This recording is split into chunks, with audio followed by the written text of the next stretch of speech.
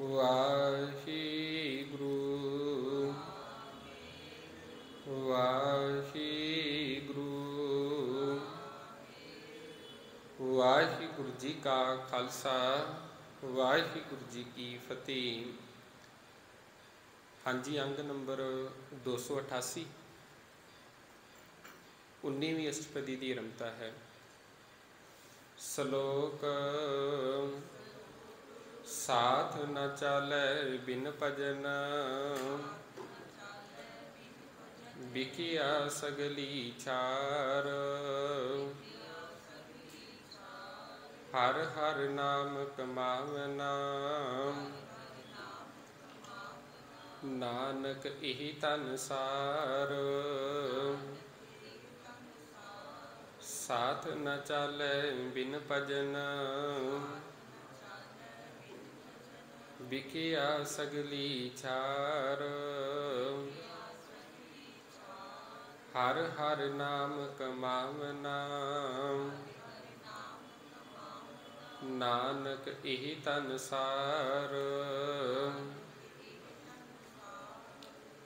ਸਤਿਗੁਰੂ ਜੀ ਕਿਰਪਾ ਕਰਦੇ ਸਾਥ ਨਾ ਚਾਲੈ ਬਿਨ ਭਜਨ। ਪਰਮਾਤਮਾ ਦੇ ਨਾਮ ਤੋਂ ਬਿਨਾਂ ਇਸ ਸੰਸਾਰ ਦੇ ਅੰਦਰ ਕੋਈ ਵੀ ਪਦਾਰਥ ਹੈ, ਕੋਈ ਵੀ ਚੀਜ਼ ਹੈ, ਕੋਈ ਵੀ ਸਾਡੇ ਨਾਲ ਨਹੀਂ ਚੱਲਣ ਵਾਲੀ। ਪਰਮਾਤਮਾ ਦੇ ਨਾਮ ਤੋਂ ਵਿਖਿਆ ਸਗਲੀ ਛਾਰ। ਵਿਖਿਆ ਦਾ ਅਰਥ ਹੈ ਮਾਇਆ। ਜਿੰਨੀ ਮਰਜ਼ੀ ਮਨੁੱਖ ਧਨ ਦੌਲਤ ਇਕੱਠੀ ਕਰ ਲਵੇ, ਅੰਤ ਸਮੇਂ ਸਭ ਕੁਝ ਇਸ ਸੰਸਾਰ ਦੇ ਉੱਤੇ ਰਹਿ ਜਾਣਾ। ਠੀਕ ਹੈ, ਇਸ ਸੰਸਾਰ ਦੇ ਅੰਦਰ ਸੰਸਾਰ ਨੂੰ ਚਲਾਉਣ ਦੇ ਲਈ, ਆਪਣੀ ਗ੍ਰਸਥ ਨੂੰ ਚਲਾਉਣ ਦੇ ਲਈ ਸਾਨੂੰ ਧਨ ਦੀ ਲੋੜ ਹੈ, ਧਨ ਦੀ ਜ਼ਰੂਰਤ ਹੈ। ਪਰ ਇਹ ਧਨ ਕੇਵਲ ਤੇ ਕੇਵਲ ਇਸ ਸੰਸਾਰ ਵਾਸਤੇ ਹੈ। ਇਹਦੇ ਨਾਲ ਨਾਲ ਜਿਹੜਾ ਪਰਮਾਤਮਾ ਦਾ ਨਾਮ ਹੈ, ਉਹ ਅੱਗੇ ਵੀ ਜਾ ਕੇ, ਜਿਹਨੂੰ ਪਰਲੋਕ ਅਸੀਂ ਕਹਿੰਦੇ ਹਾਂ, ਰੱਬ ਦੇ ਦਰ ਦੇ ਉੱਤੇ, ਉੱਥੇ ਜਾ ਕੇ ਸਾਡਾ ਸਾਥ ਦੇਣ ਵਾਲਾ ਹੈ। ਹਰ ਹਰ ਨਾਮ ਕਮਾਵਣਾ। ਇਸੇ ਕਰਕੇ ਫਿਰ ਸਤਿਗੁਰੂ ਜੀ ਕਿਰਪਾ ਕਰਦੇ, ਭਾਈ ਹਰੀ ਦਾ ਨਾਮ ਜਿਹੜਾ ਹੈ ਜ਼ਰੂਰ ਕਮਾਵੋ। ਨਾਨਕ ਇਹ ਧਨ ਸਾਰ। ਸਾਰ ਦਾ ਅਰਥ ਹੁੰਦਾ ਸਭ ਤੋਂ ਸ੍ਰਿਸ਼ਟ, ਸਭ ਤੋਂ ਚੰਗਾ। ਜੇਕਰ ਸਭ ਤੱਤ ਕੱਢੀਏ ਵੀ ਉਹਦੇ ਵਿੱਚੋਂ ਨਾਮਦਾਨ ਜਿਹੜਾ ਸਭ ਤੋਂ ਵੱਡਾ ਦਾਤ ਹੈ, ਨਾਮ ਦੀ ਜਿਹੜੀ ਦਾਤ ਸਭ ਤੋਂ ਵੱਡੀ ਹੈ। ਅਸ਼ਟਪਦੀ ਸੰਤ ਜਨਾ ਮਿਲ ਕਰੋ ਵਿਚਾਰ ਏਕ ਸਿਮਰ ਨਾਮ ਆਧਾਰ। ਹੁਣ ਮਨੁੱਖ ਨੇ ਕਰਨਾ ਕੀ ਹੈ?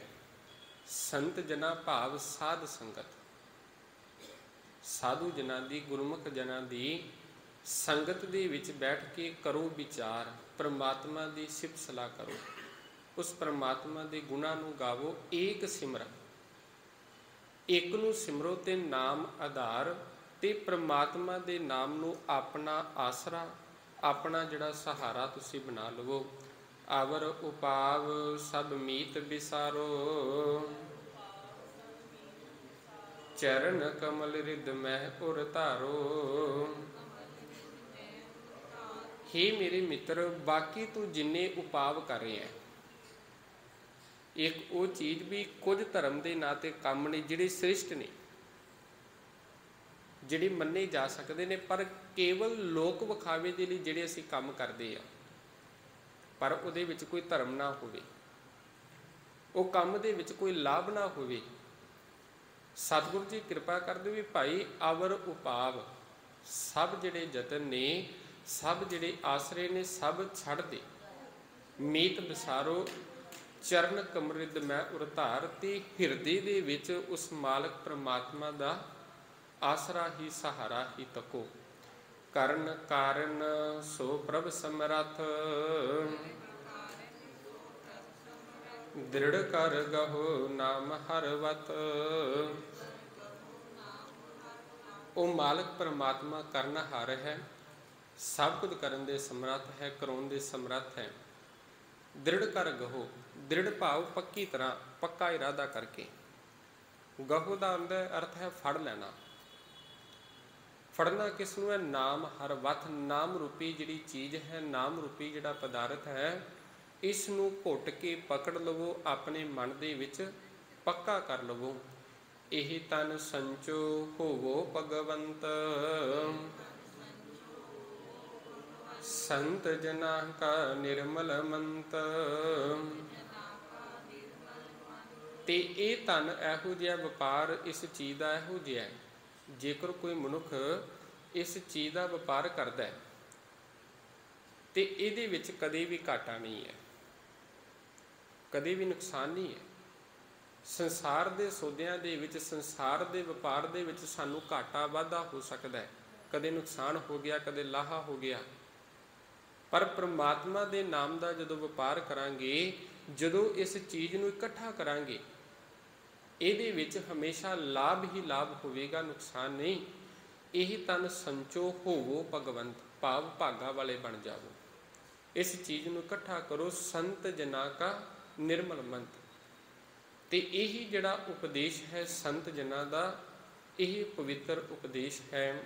ਏਕ ਆਸ ਰੱਖੋ ਮਨ ਮਾਹੀ, ਸਰਬ ਰੋਗ ਨਾਨਕ ਮਿਟ ਜਾਹੀ। ਹੁਣ ਮਨ ਦੇ ਵਿੱਚ ਇੱਕ ਦੀ ਆਸ ਰੱਖੋ, ਇੱਕ ਦਾ ਸਹਾਰਾ ਤੱਕੋ, ਸਰਬ ਰੋਗ, ਭਾਵੇਂ ਕੋਈ ਆਦ ਹੈ, ਬਿਆਦ ਹੈ, ਉਪਾਦ ਹੈ, ਕਿਸੇ ਪ੍ਰਕਾਰ ਦੇ, ਭਾਵੇਂ ਕੋਈ ਸਰੀਰਕ ਰੋਗ ਨੇ, ਭਾਵੇਂ ਕੋਈ ਮਾਨਸਿਕ ਰੋਗ ਨੇ, ਸਭ ਜਿਹੜੇ ਰੋਗ ਨੇ ਖਤਮ ਹੋ ਜਾਣਗੇ। ਨਾਨਕ ਮਿਟ ਜਾਹੀ, ਇਹ ਨਾਨਕ ਸਭ ਮਿਟ ਜਾਣਗੇ। ਜਿਸ ਧਨ ਕੋ ਚਾਰ ਕੁੰਠ ਉਠ ਧਾਵੈ, ਸੋ ਤਨ ਹਰ ਸੇਵਾ ਤੀ ਪਾਵੈ। ਹੁਣ ਜਿਸ ਧਨ ਦੀ ਪ੍ਰਾਪਤੀ ਲਈ ਬੰਦਾ ਚਾਰ ਕੁੰਟਾਂ ਦੇ ਵਿੱਚ ਭੱਜਾ ਫਿਰਦਾ, ਜਿਸ ਧਨ ਦੀ ਪ੍ਰਾਪਤੀ ਲਈ ਉਹ ਸਤਿਗੁਰੂ ਜੀ ਕਿਰਪਾ ਕਰਦੇ, ਸੋ ਧਨ ਹਰ ਸੇਵਾ ਤੇ ਪਾਵੈ। ਉਹ ਧਨ ਦੀ ਜਿਹੜੀ ਪ੍ਰਾਪਤੀ ਹੈ, ਉਹ ਹਰੀ ਦੀ ਸੇਵਾ ਕੀਤਿਆਂ, ਸਿਮਰਨ ਕੀਤਿਆਂ ਇਸ ਦੀ ਪ੍ਰਾਪਤੀ ਹੋਵੇਗੀ। ਜਿਸ ਸੁਖ ਕਉ ਨਿਤ ਬਾਂਛੈ ਮੀਤ, ਸੋ ਸੁਖ ਸਾਧੂ ਸੰਗ ਪ੍ਰੀਤ। ਹੁਣ ਸੁੱਖ ਦੇ ਹਰੇਕ ਕੋਈ ਮਨੁੱਖ ਚਾਹੁੰਦਾ, ਭਾਵੇਂ ਮੈਂ ਵਾਂ, ਭਾਵੇਂ ਤੁਸੀਂ, ਹਰੇਕ ਕੋਈ ਬੰਦਾ ਕਹਿੰਦਾ ਮੇਰੀ ਜ਼ਿੰਦਗੀ ਦੇ ਵਿੱਚ ਸੁੱਖ ਹੋਵੇ। ਪਰ ਸਤਿਗੁਰੂ ਜੀ ਕਿਰਪਾ ਕਰਦੇ, ਮਨੁੱਖ ਹਰ ਰੋਜ਼ ਸੁੱਖ ਲੱਭਣ ਦੀ ਕੋਸ਼ਿਸ਼ ਕਰ ਰਿਹਾ ਹੈ, ਹਰ ਰੋਜ਼ ਯਤਨ ਕਰਦਾ ਹੈ, ਕਿਸੇ ਨਾ ਕਿਸੇ ਚੀਜ਼ ਦੇ ਵਿੱਚੋਂ ਮੈਨੂੰ ਸੁੱਖ ਮਿਲ ਜੇ। ਤੇ ਸਤਿਗੁਰੂ ਜੀ ਕਿਰਪਾ ਕਰਦੇ, ਜਿਸ ਸੁੱਖ ਕੋ ਨਿਤ ਬਾਂਛੈ ਮੀਤ। ਇਹ ਮੇਰੇ ਮਿੱਤਰ, ਜਿਸ ਸੁੱਖ ਦੀ ਤੂੰ ਭਾਲ ਕਰ ਰਿਹਾ ਹੈ, ਜਿਹਨੂੰ ਤੂੰ ਲੱਭ ਰਿਹਾ, ਸੋ ਸੁਖ ਸਾਧੂ ਸੰਗ ਪ੍ਰੀਤ। ਤੇ ਉਹ ਜਿਹੜਾ ਸੁੱਖ ਹੈ, ਉਹ ਤੈਨੂੰ ਸਾਧੂ ਜਨਾਂ ਦੀ ਸੰਗਤ ਦੇ ਵਿੱਚੋਂ, ਉਸ ਮਾਲਕ ਪ੍ਰਮਾਤਮਾ ਦੇ ਨਾਲ ਪ੍ਰੀਤ ਹੋਣ ਤੋਂ ਪ੍ਰਾਪਤ ਹੋਵੇਗਾ। ਜਿਸ ਸ਼ੋਭਾ ਕੋ ਕਰਹਿ ਭਲੀ ਕਰਨੀ, ਸਾ ਸ਼ੋਭਾ ਭਜ ਹਰਿ ਕੀ ਸਰਣੀ।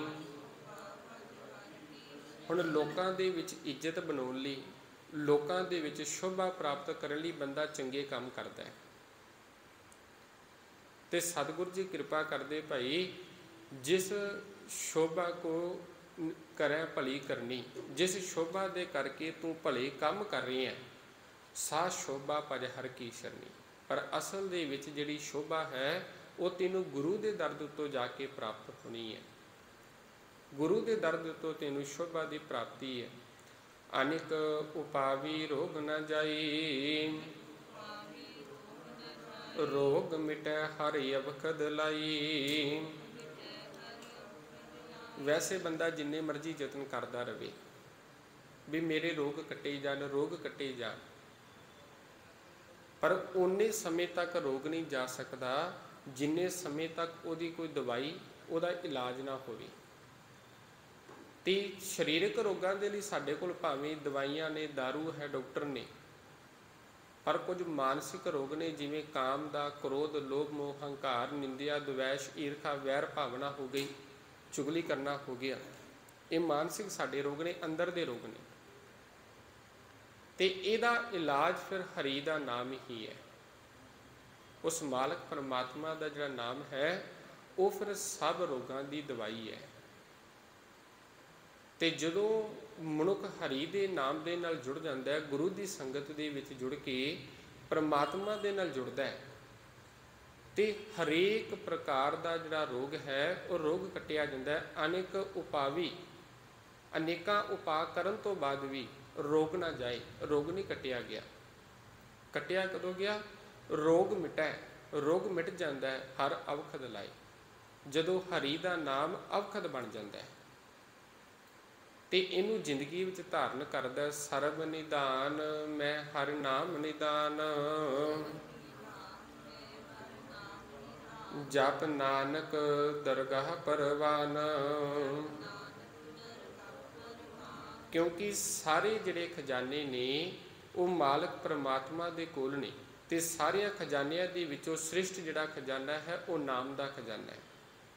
ਸਰਬ ਨਿਦਾਨ ਮੈਂ ਹਰ ਨਾਮ ਨਿਦਾਨ, ਨਾਮ ਦਾ ਖਜ਼ਾਨਾ।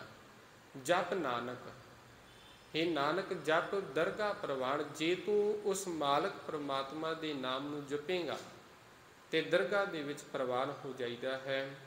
ਮਨ ਪ੍ਰਬੁੱਧ ਹਰਿ ਕੈ ਨਾਈ, ਦਾਹ ਦਿਸ ਤਾਵਤੀ ਆਵੈ ਠਾਈ। ਪ੍ਰਬੁੱਧ ਦਾ ਅਰਥ ਹੁੰਦਾ ਜਗਾਉਣਾ, ਭਾਵ ਤੁਸੀਂ ਇੱਦਾਂ ਕਹਿ ਲਓ ਸੁਚੇਤ ਕਰਨਾ, ਐਕਟਿਵ। ਕਿਸੇ ਨੂੰ ਐਕਟਿਵ ਕਰਨਾ, ਭਾਈ ਤੂੰ ਐਕਟਿਵ ਹੋ, ਸੁਚੇਤ ਹੋ, ਤੂੰ ਜਾਗ। ਤੇ ਮਨ ਨੂੰ ਹਲੂਣਾ ਕਰਦੇ ਪਏ, ਮਨ ਪ੍ਰਬੁੱਧ ਹੋ, ਹੇ ਮੇਰੇ ਮਨਾ ਜਾਗ। ਹਰ ਕਹਿ ਨਾਈ, ਹਰੀ ਦੇ ਨਾਮ ਨੂੰ ਪ੍ਰਾਪਤ ਕਰਨ ਦੇ ਲਈ ਤੂੰ ਜਾਗ। ਕਿਉਂ? ਦਾਹ ਦਿਸ ਧਾਵਤ ਆਵੈ ਠਾਈ। ਮਨ ਬੰਦੇ ਦਾ 10 ਦਿਸ਼ਾਵਾਂ ਦੇ ਵਿੱਚ ਭੱਜਾ ਫਿਰਦਾ। ਮਨ ਹੈ ਚੰਚਲ ਹੈ, ਉੱਡੀ ਫਿਰਦਾ, ਕਦੇ ਕਿਹੜੀ ਵਿਚਾਰ ਆ ਗਈ, ਕਦੇ ਕਿੱਧਰ ਚਲਾ ਗਿਆ, ਕਦੇ ਕਿੱਧਰ ਚਲਾ ਗਿਆ। ਜੇਕਰ ਇਹਨੂੰ ਟਿਕਾਊ ਦੇ ਵਿੱਚ ਲਿਆਉਣਾ ਹੈ ਤੇ ਟਿਕਾਊ ਦੇ ਵਿੱਚ ਲਿਆਉਣ ਦਾ ਇੱਕ ਤਰੀਕਾ ਹੈ, ਉਹ ਹੈ ਪਰਮਾਤਮਾ ਦਾ ਨਾਮ। ਤੇ ਜਦੋਂ ਪਰਮਾਤਮਾ ਦਾ ਨਾਮ ਮਨ ਦੇ ਵਿੱਚ ਵਸ ਗਿਆ ਤੇ 10 ਦਿਸ਼ਾਵਾਂ ਦੇ ਵੱਲ ਭੱਜਣ ਵਾਲਾ ਮਨ ਟਿਕ ਜਾਂਦਾ ਹੈ। ਸੰਤੋ ਮਨ ਪਵਣੈ ਸੁਖ ਬਣਿਆ, ਕਿਛ ਜੋਗ ਪ੍ਰਾਪਤ ਗਣਿਆ। ਕਿਉਂ? ਗੁਰ ਦਿਖਲਾਈ ਮੋਰੀ, ਜਿਤ ਮਿਰਗ ਪੜਤ ਹੈ ਚੋਰੀ।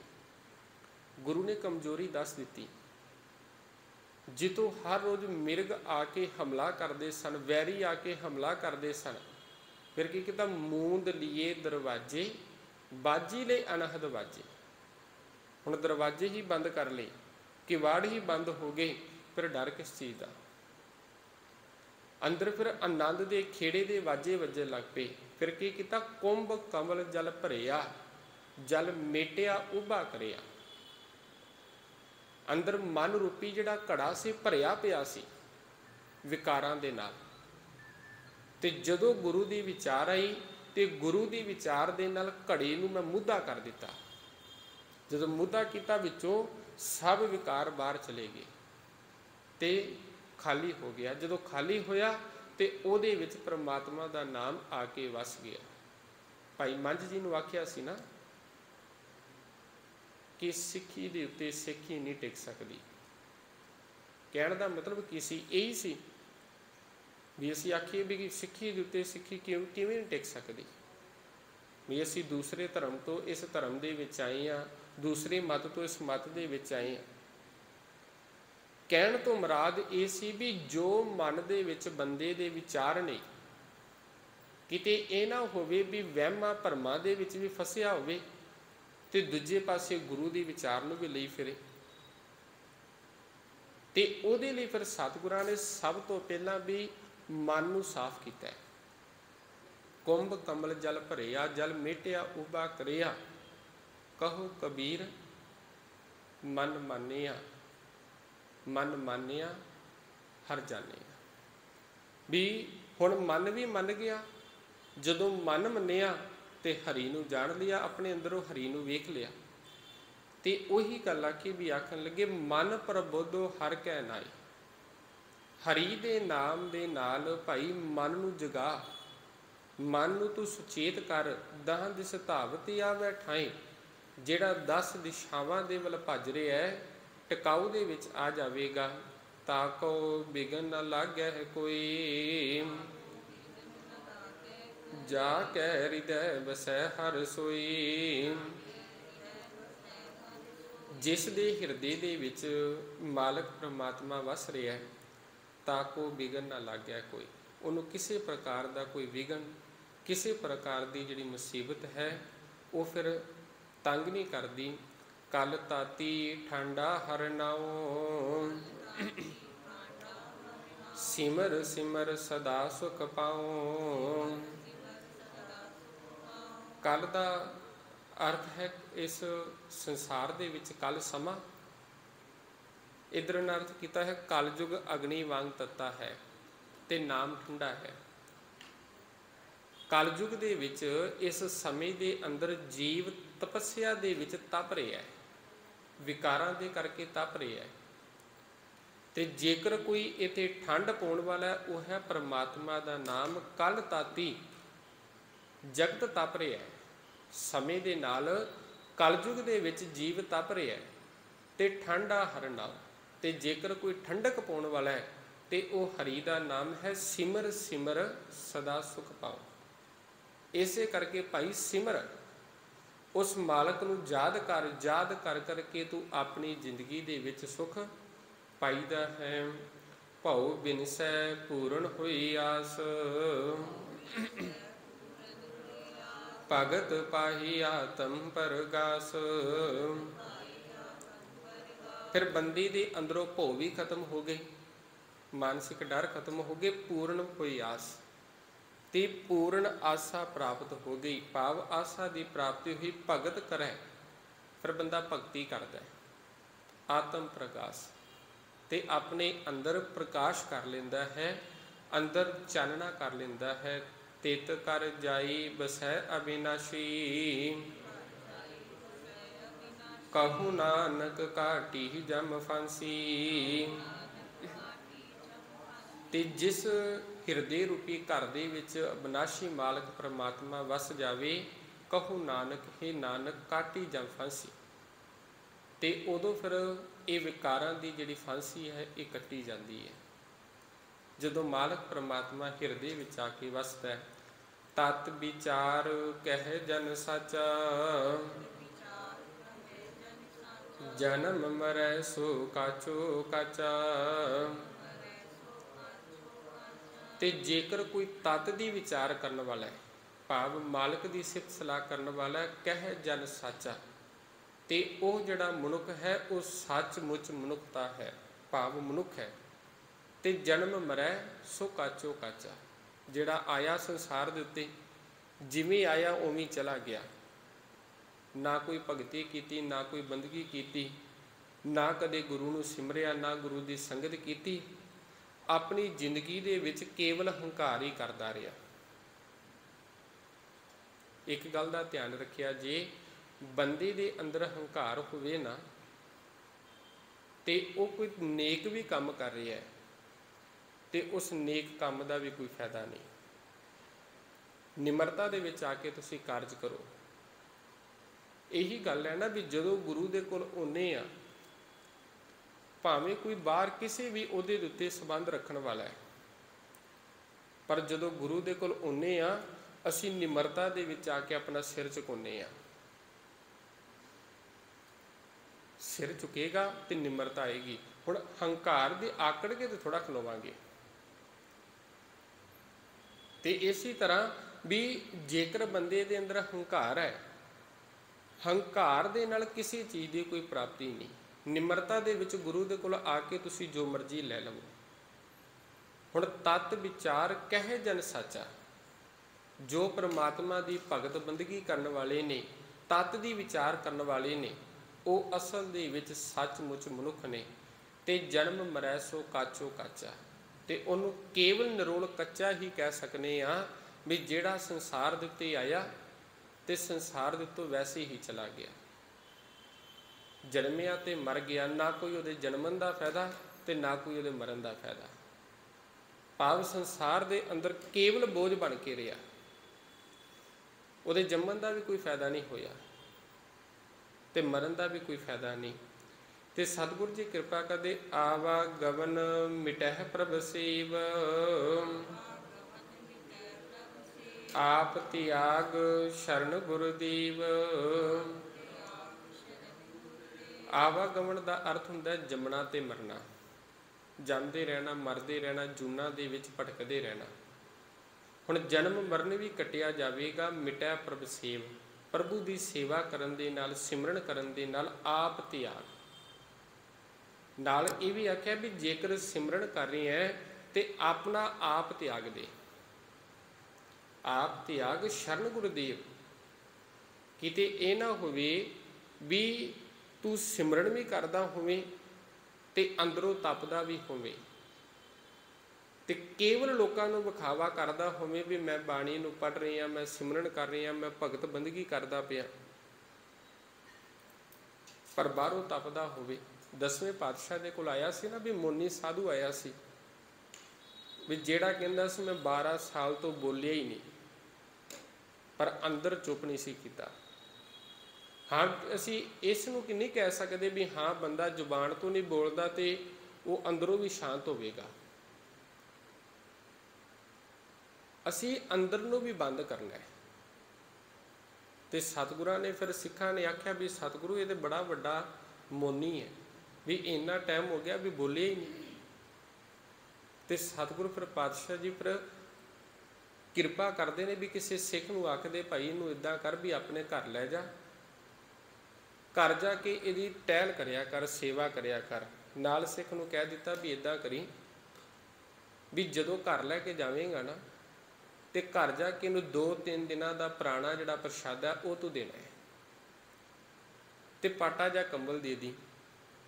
ਤੇ ਇੱਕ ਪਾਸੇ ਨਾਲ ਸਭ ਦੇ ਸਾਹਮਣੇ ਇਹ ਗੱਲ ਕਹਿ ਦਿੱਤੀ ਭਾਈ ਇਹਦੀ ਸੇਵਾ ਕਰੀ, 36 ਪ੍ਰਕਾਰ ਦਾ ਭੋਜਨ ਇਹਦੇ ਅੱਗੇ ਪਕਾ ਕੇ ਤੂੰ ਰੱਖਣਾ ਹੈ ਤੇ ਵਧੀਆ ਸੋਹਣਾ ਜਿਹੜਾ ਬਿਸਤਰਾ ਵਿਛਾ ਕੇ ਰੱਖਣਾ। ਅੰਦਰੋਂ ਮੁੰਨੀ ਬੜਾ ਖੁਸ਼, ਕਹਿਣ ਲੱਗਾ ਵੀ ਇਹ ਤੇ ਮੋਝ ਲੱਗ ਗਈ ਹੈ, ਜਿਹੜੀ ਚੀਜ਼ ਆਖਾਂਗਾ ਵੀ ਬੋਲਣ ਦੀ ਲੋੜ ਨਹੀਂ, ਸਭ ਕੁਝ ਆ ਜਾਣਾ।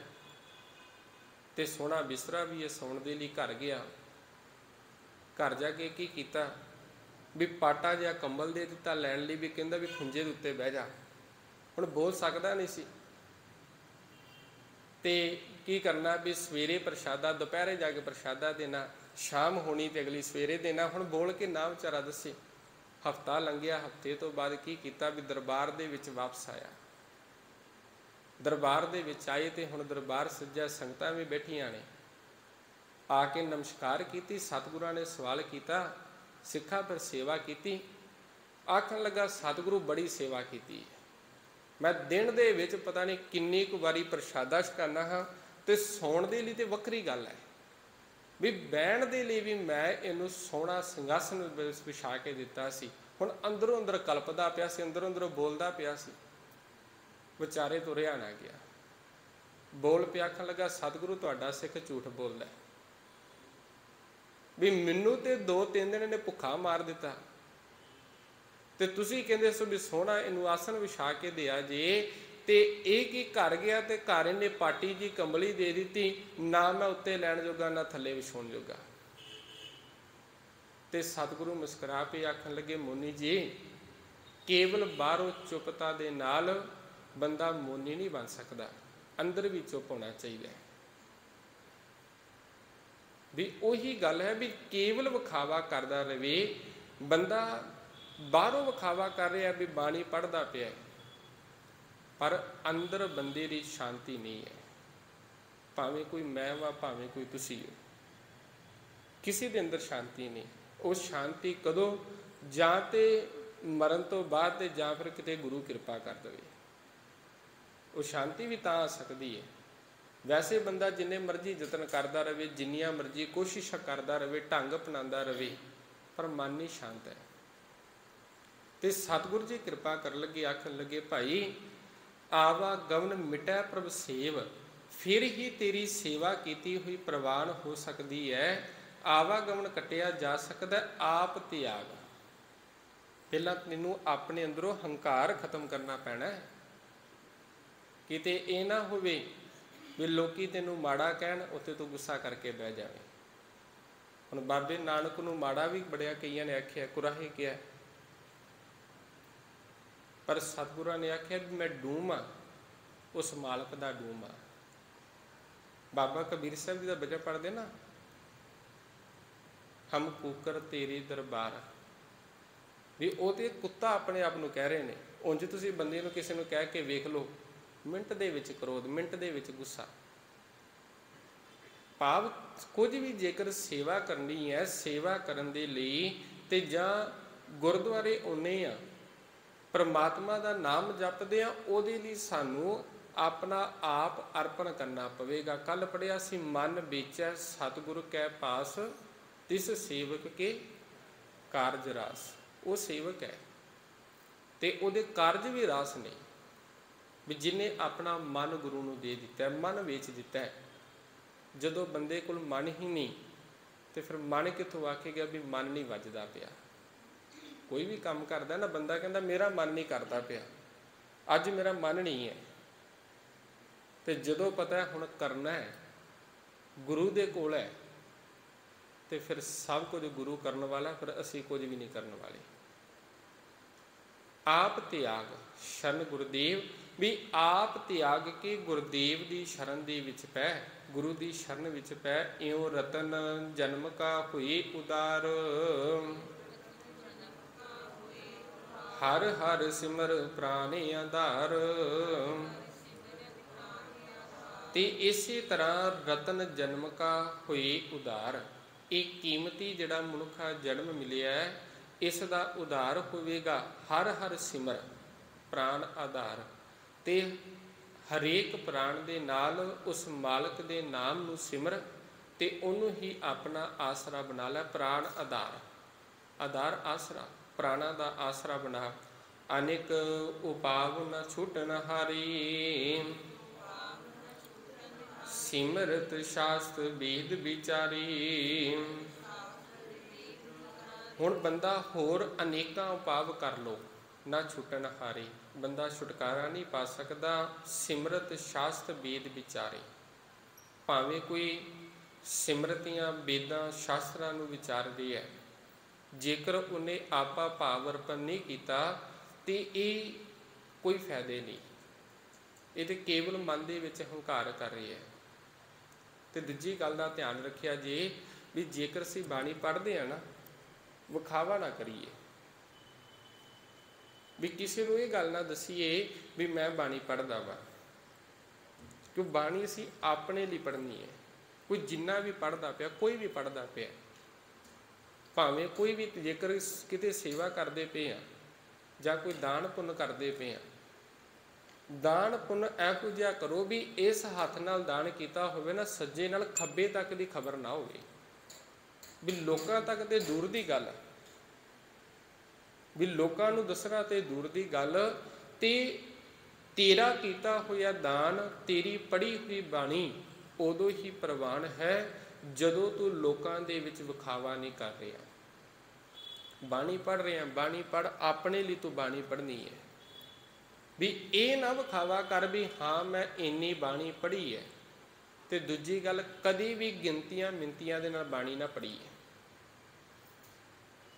कई बार असीं पढ़ते हैं ना भी मैं 21 पाठ करने, मैं 51 पाठ करने, मैं 41 पाठ करने ने, गिनती मिनती कदे ना करो। गिनतियां दे नाल लोकां नूं खुश कर सकते हैं, रब कदे भी खुश नहीं हो सकता। उहदे सच्चे मन दे नाल जेकर तुसीं एक शब्द भी पढ़ लिया ना, वो एक शब्द भी प्रवान हो सकता है। की पता भी किनका एक जिस जी बसावै, ताकि महिमा गनी ना आवे।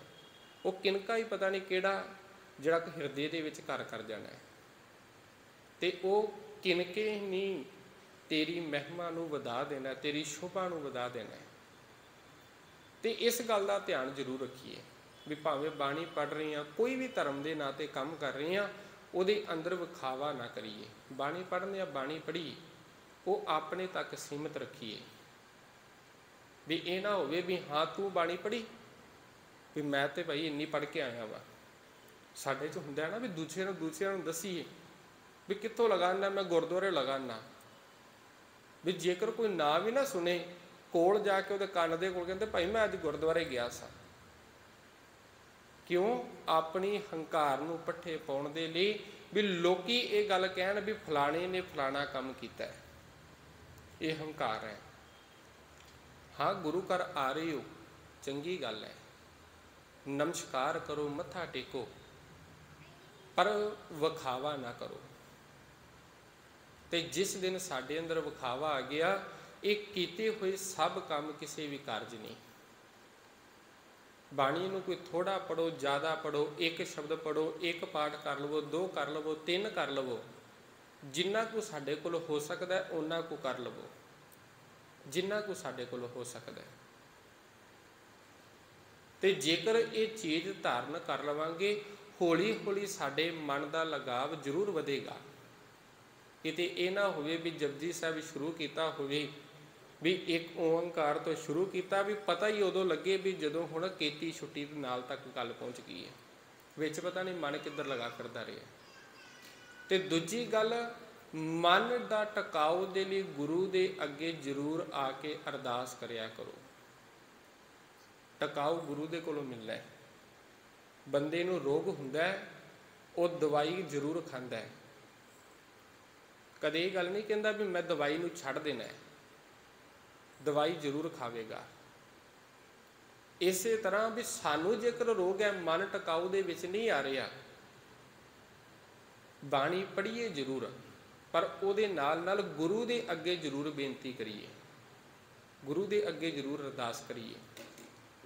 ते जदों ये चीज़ साडी जिंदगी दे विच होवेगी ते उहदे तो बाद फिर साडा जिहड़ा ये मनुखा जन्म है, कीमती रत्ना वर्गा जन्म मिले है, ये जिहड़ा जीवन है सफला होवेगा। हर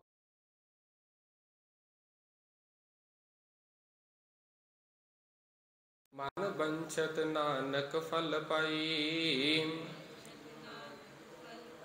हरि दी भगती करिया करो मन लाई। मन ला के, मन बंछत नानक फल पाई। हे नानक, फिर जो तेरे मन दे इच्छे फल होणगे, जो तेरे मन दियां इच्छावां होणगियां, ओदा तैनूं फल प्राप्त होवेगा।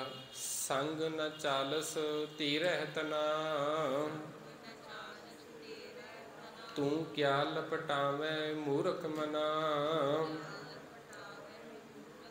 ये भाई ये जिहड़ा धन है ये तेरे नाल नहीं चलण वाला, तू क्या लपटावे मूर्ख मना।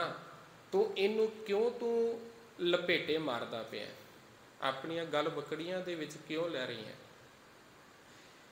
भी जिस चीज़ की कोई फायदा ही नहीं है, जिस काम दे विचों सानू पता लाहा नहीं।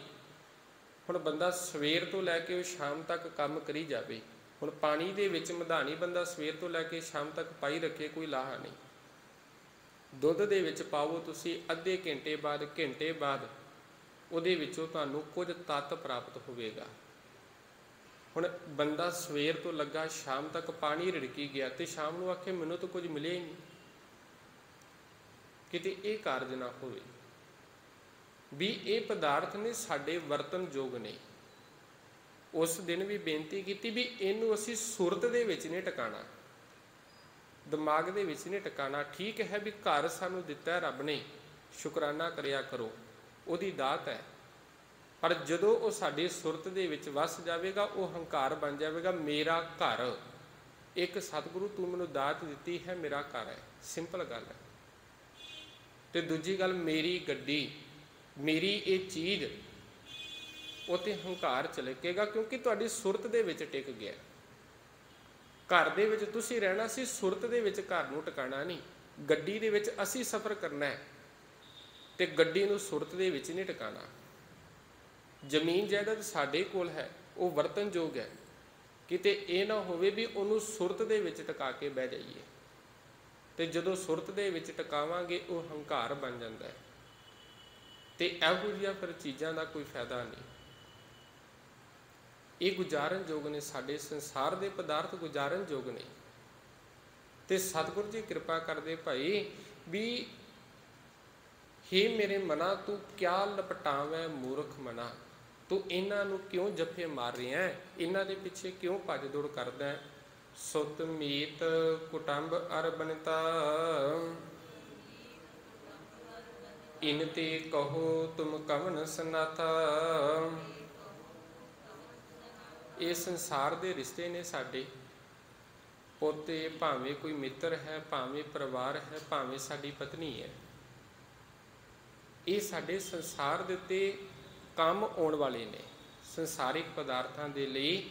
ਇਨ ਤੇ ਕਹੋ ਤੁਮ ਕਵਨ ਸਨਾਥਾ। ਪਰ ਜੇਕਰ ਇਹ ਗੱਲ ਆਖੀਏ ਵੀ ਇਹ ਅੱਗੇ ਵੀ ਜਾ ਕੇ ਸਾਡਾ ਸਾਥ ਦੇਣਗੇ, ਪਰ ਉੱਥੇ ਸਾਡੇ ਕੀਤੇ ਹੋਏ ਕੰਮ ਆਉਣਗੇ।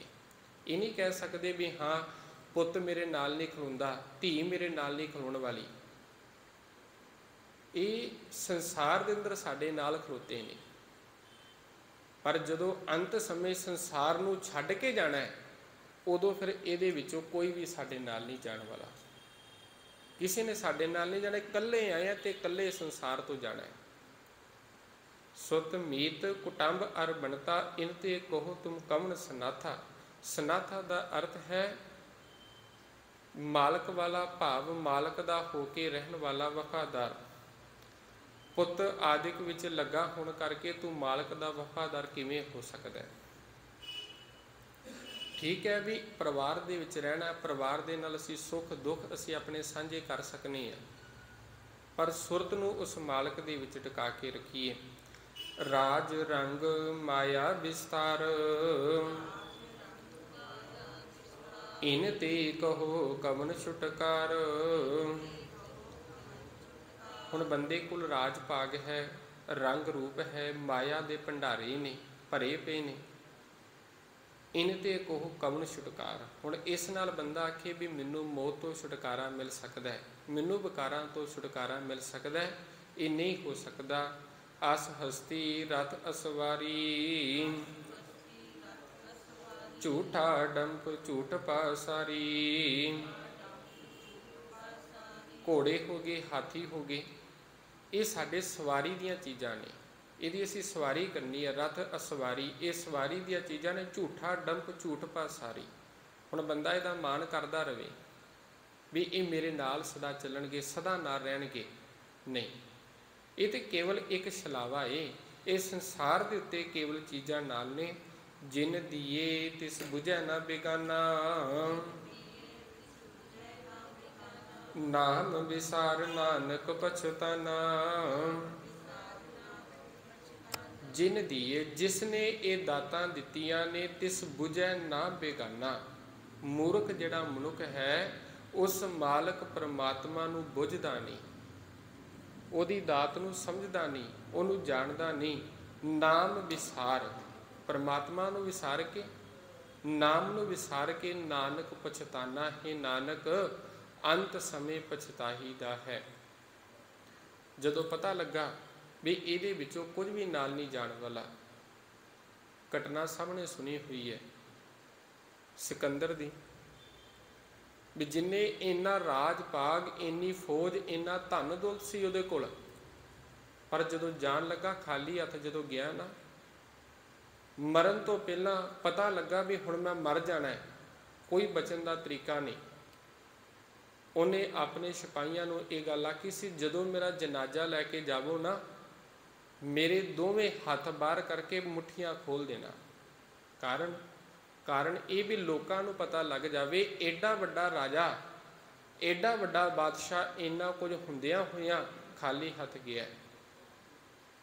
ਭਾਵ ਬੰਦੇ ਨੂੰ ਪਛਤਾਣਾ ਪੈਂਦਾ, ਅੰਤ ਸਮੇਂ ਪਛਤਾਉਂਦਾ ਹੈ। ਠੀਕ ਹੈ ਵੀ ਇਹ ਸਾਡੇ ਸੰਸਾਰ ਦੀਆਂ ਚੀਜ਼ਾਂ ਨੇ। ਨਾਮ ਵਿਸਾਰ, ਨਾਮ ਨੂੰ ਵਿਸਾਰ ਕੇ, ਨਾਮ ਨੂੰ ਭੁਲਾ ਕੇ, ਨਾਨਕ ਪਛਤਾਨਾ ਹੀ, ਨਾਨਕ ਪਛਤਾਵਣਾ ਪਵੇਗਾ। ਇੱਥੋਂ ਤੱਕ ਹੁਣ 5 ਆਪਣੇ ਬੰਦ ਹੋਏ ਨੇ।